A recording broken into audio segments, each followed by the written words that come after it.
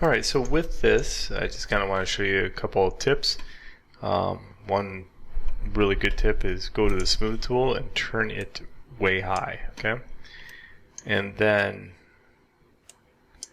test it out, go shift, and you can see how that almost takes it right down. Here's what it looks like on max. A little bit too much, so you want like in between that. There we go. Alright, so with that, let's say you move or take the direction of the fur in the wrong area and you know it, okay? It's best just to kind of like blend it and then re-go over it. So, for example, let's see, I don't like this right here, okay? I want to keep that initial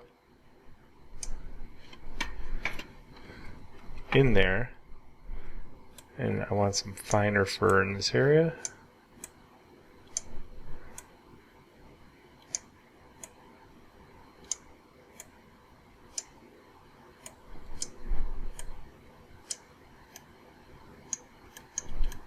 Okay, and then I can just blend that a little bit.